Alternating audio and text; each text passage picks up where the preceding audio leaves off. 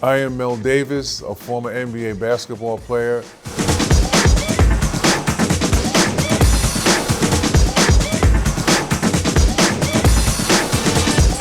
I was very fortunate that when I left Milan and retired, I went to work for PepsiCo.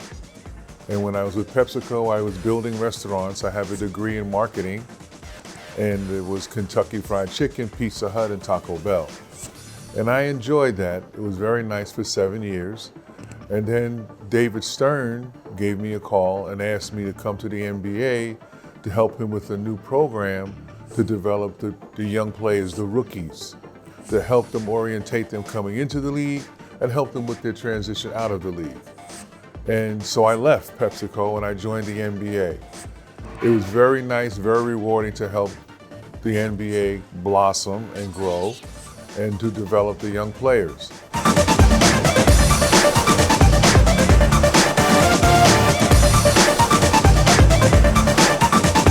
I thought it was very, very flattering for me to be responsible for all the players in the NBA, and which is really the nucleus of the NBA. And so after 10 years, I did that. And then there was another aspect that David Stern wanted me to take over, and that was the NBA Retired Players Association, because the retired players needed a lot of resources. They needed health benefits, they needed jobs, they needed dentistry, they needed internships to figure out what they were going to do. And so I put a lot of things in place when I took that over, and I did that for 8 years. After 8 years, I moved on again.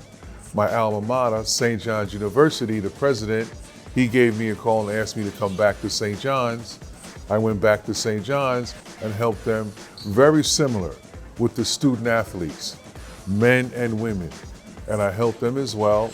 And after 5 or 6 years, I decided to retire.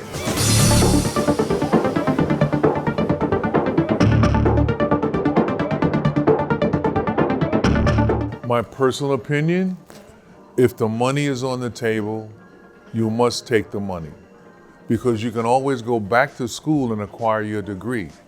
And that's what I did.